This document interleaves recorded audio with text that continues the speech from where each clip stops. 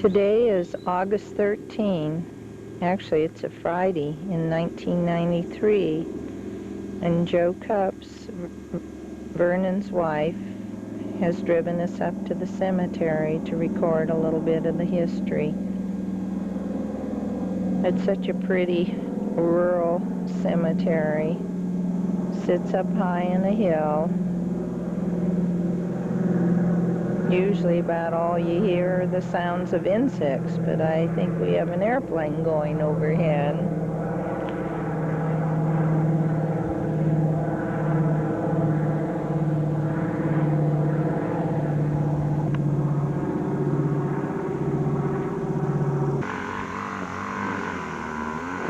Five generations of Cupps are buried currently in this cemetery.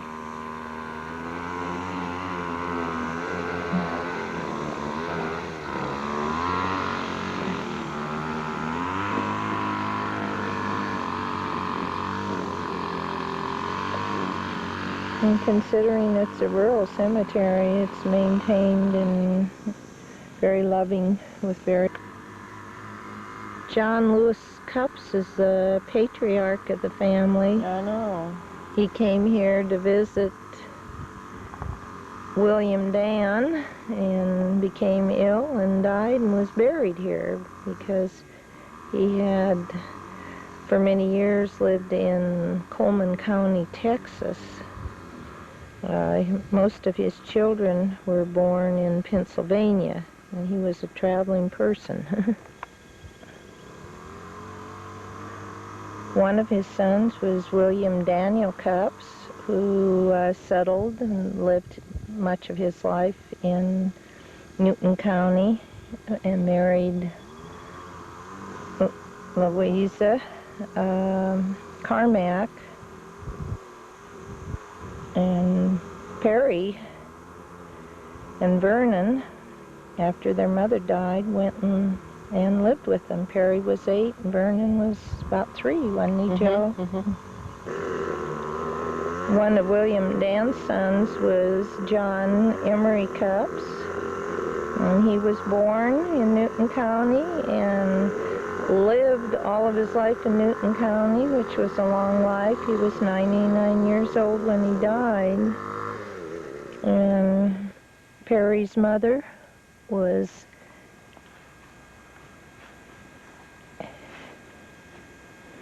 Anna Louisa, or what was it? Anna Louisa Cupps, I guess. Her, I don't know if she was, yeah, I think she was Louisa. Anyway, her maiden name was Trent.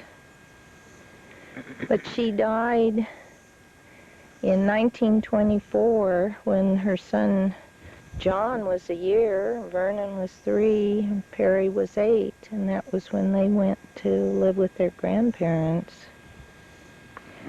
Hugh LaRue Cupps was a brother to Vernon and Perry, and Jean and Luanna and John.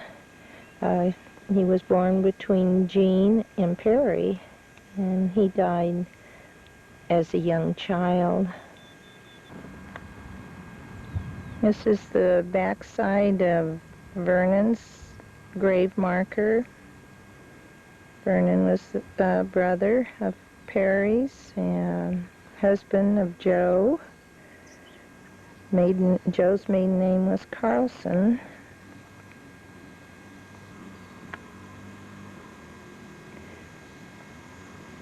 Vernon was sick for many years, and I guess the basis of most of his sickness was his rheumatoid arthritis. And he and Joe persisted and supported one another throughout all that time. But they both suffered in the process. So I think he's at rest in peace now. Audrey was a sister to John Emery. Fate was a son of Uncle Leafy. Leafy was a brother of John Emery. Ellen, I think.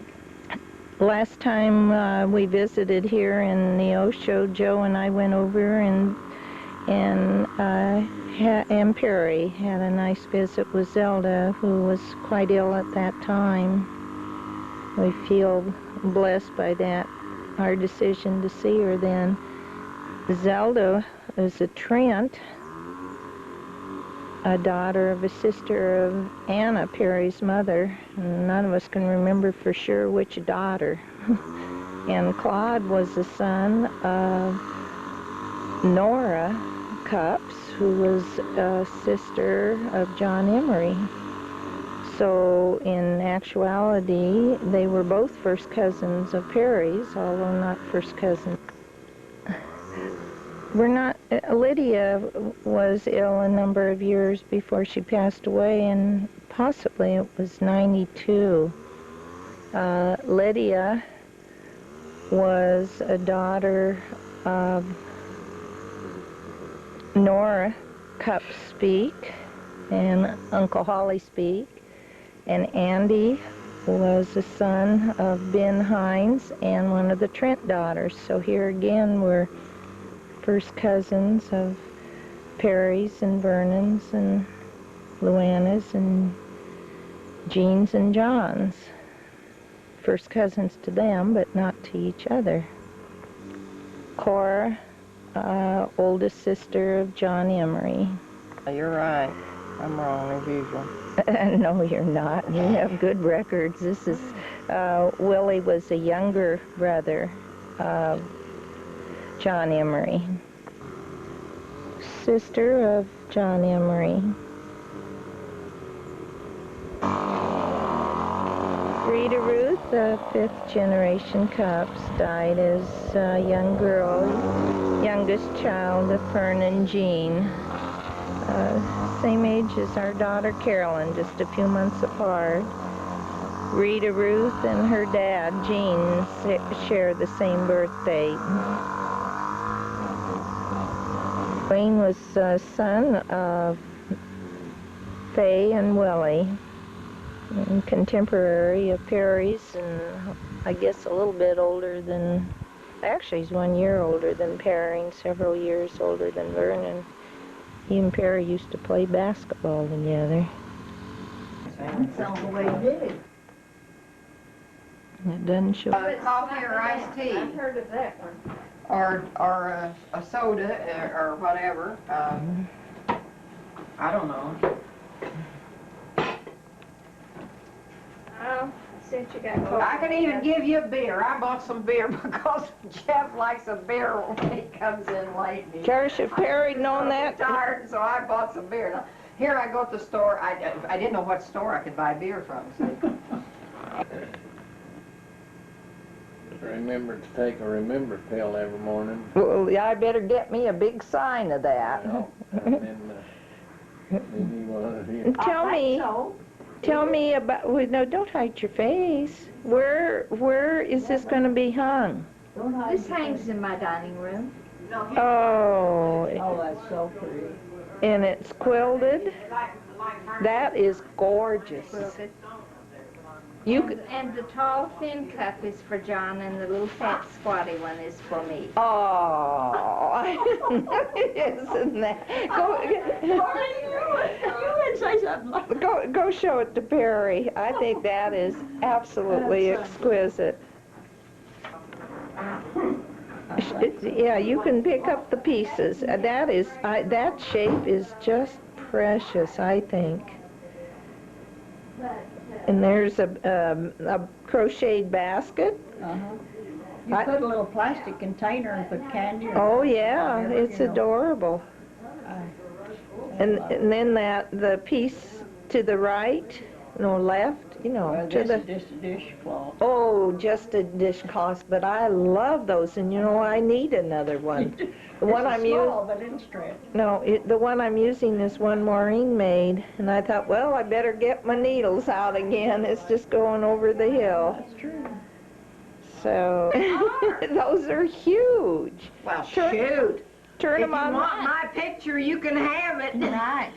Well, now let me get up here and look at you ladies with, oh, you look sad, Maureen.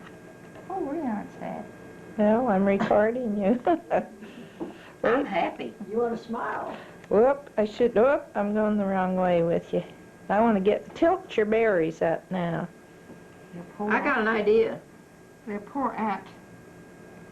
Right. And Maureen thinks they're small. And we think that's bragging. They're gorgeous. They are. You just don't go to the market and see what a market berry. Tell me, this is how many squares that you have? I did 12, enough for a quilt, but I started them in 1980. Before I left St. Louis, considerably. I'm glad though you went ahead and did them. Oh, Yeah, I did. I finally finished them. But now I've got to put them together, and I don't know how to do that. So you're looking at what color stripping you're going to use between them. I don't have any idea. I've got to make altar hangings immediately, so I'm not going to get to work on it right away.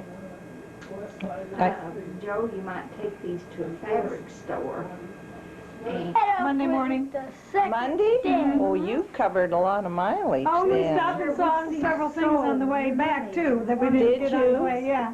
You came back from where? Let's go. Hit the road. L.A. Well, all the way from L.A. Monday we left. Okay, let's go to the You back. have been. Let's go. Did you have to stand in big long lines to go on yeah, that's everything. She told me that Most of it that were you were going to take pretty good life. Right. True. That's what. Did you miss your grandma? Hey, can I miss you back though? Yeah. Matt, You had one grandma and you missed the other one. I bet you that's the truth. Well, she knows this one a lot more than she knows me. Stephen and Oh, it Brent was- were down there Monday night, and they were, it was kind of boring. I'll bet nobody. Without the 25th, That's when due it to starts the down here. construction, Mommy, No. Sarah's birthday is on the starting of school. Sarah, eat corn in the cows. No. Oh. She hates her birthday on the first day of school. No, Sarah Cups isn't. No, Sarah Peterson. Sarah Peterson. Mm-hmm. Yeah, her birthday's on the first day of school. And she hates it. She hates it. On the what? It's almost my birthday when you start spending. Grandpa's Don't get Yours is when is yours, Maureen? I thought it was the second. John has a doctor's appointment at Second Fayetteville at September? 7:45 that morning. Is yours the second of September? Yes, yeah, so I'm. Hello? Hello? Who are you calling? No, this you have the wrong Is that where you're going, Dorothy, up on the lake? Oh, it's okay. Yes, she said, I don't think a real big lake.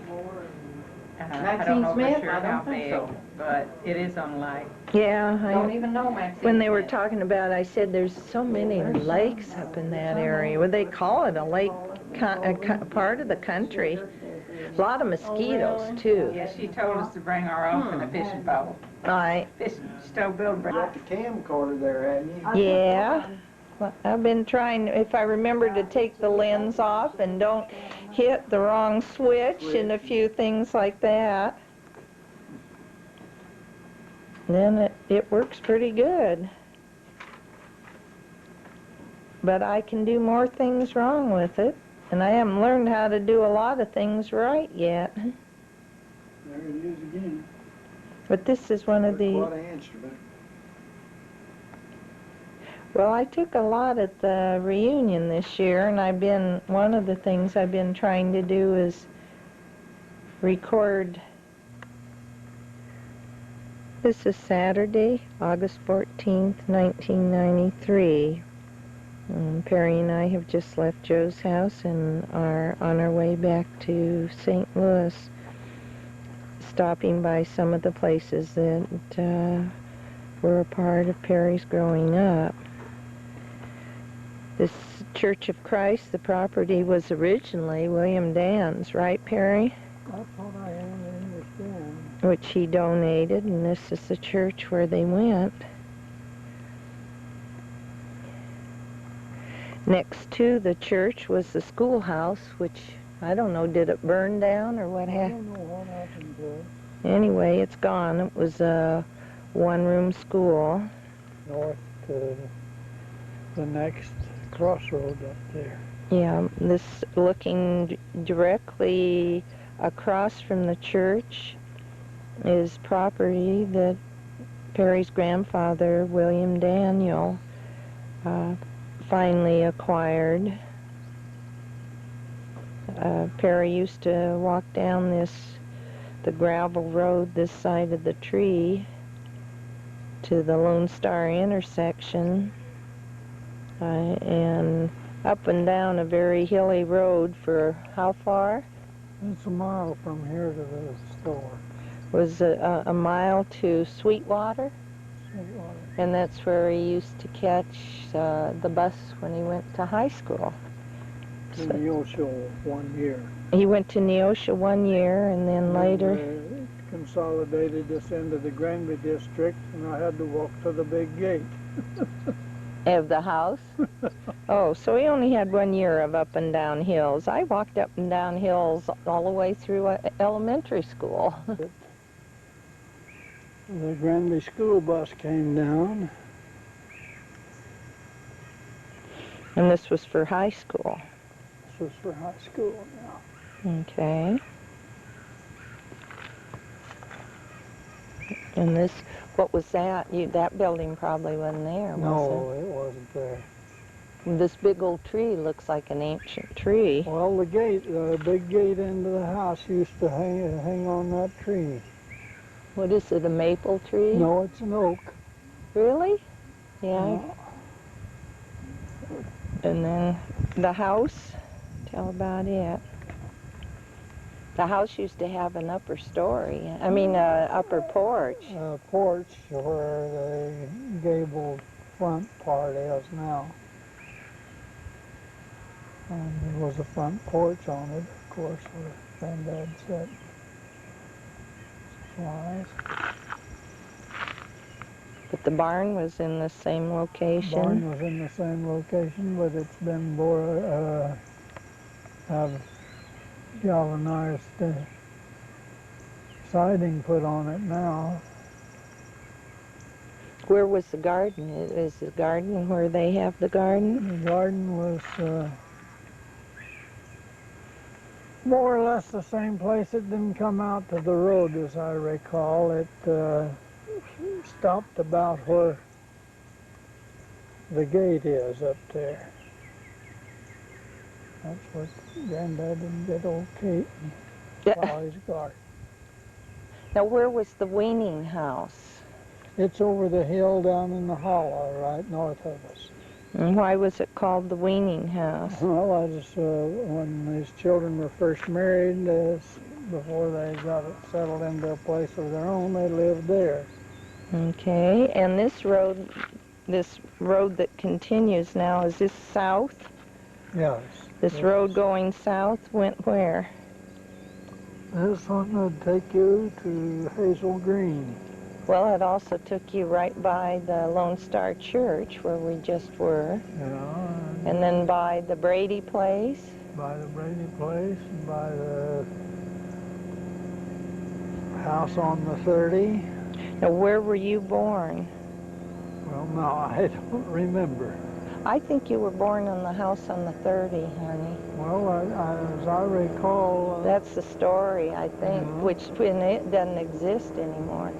Now, this, looking north, this would be in the direction... He had 240 acres in this lot. Yeah, he owned other land, though. Oh, yeah, he owned the lower place.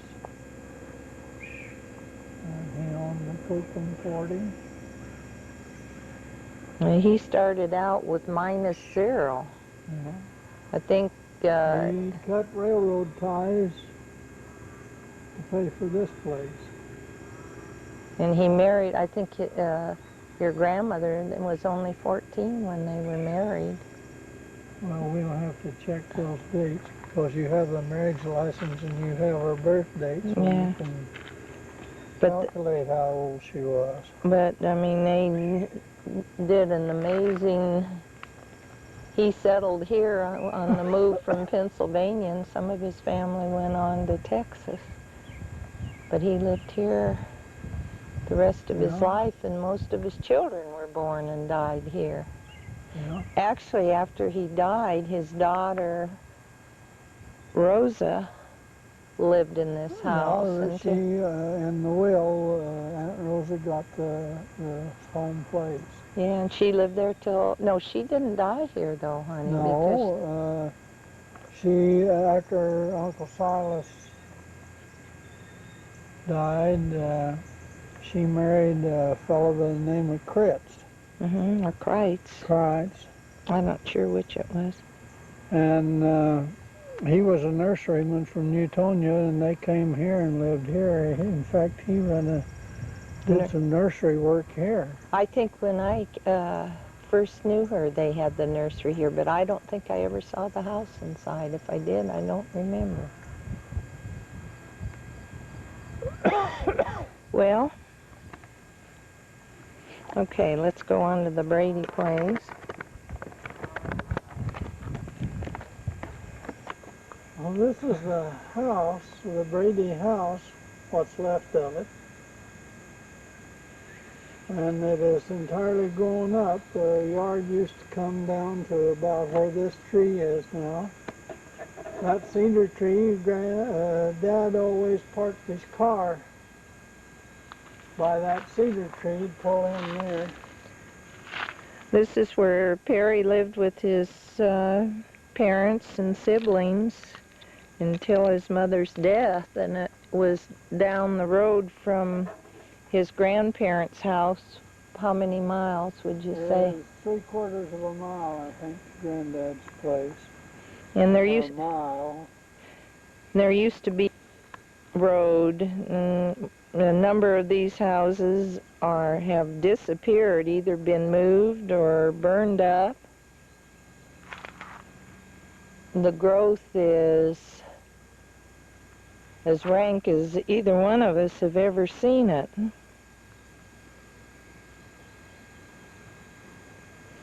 Sides of this road, John Emery, at the time of his death, owned approximately 240 acres of land, which was divided among the 5 children. Perry gave his land, which shared a boundary with the land received by John, gave it to John. And I believe Luana gave her land, which joined Vernon's, to Vernon and Joe. And then they had an interest in a house in Stark City, and that interest was given to Jean.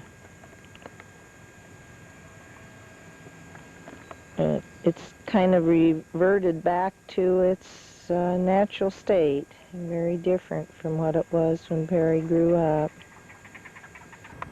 We're now in the New Granby Cemetery, and this is where Perry's maternal grandparents are buried. Perry went to high school here for 3 years, so he did have some connections with the town of Granby.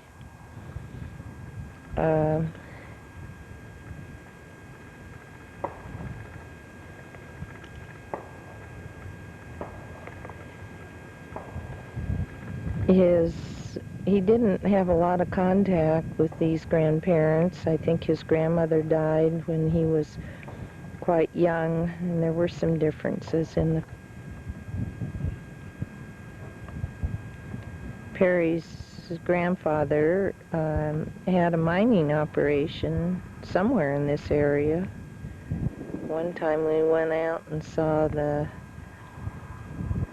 part of the structure that was still there. It was kind of wiggling around in the wind at that time, so it may no longer exist. I can see why Perry doesn't remember his grandmother at all. He was only 2 years old when she died. I guess she died from the flu. Yeah, she died during that flu epidemic during those war years. I don't remember what his grandfather didn't pass away until 1932. Jean talks about spending the night with him, kind of a death watch before he died. So Jean had some contact.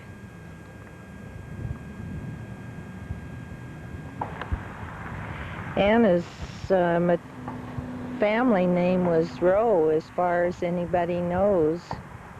Vernon Rowe was named after it. Was spelled R-O-E, but we've never really been able to connect with the family. Marker is in what direction?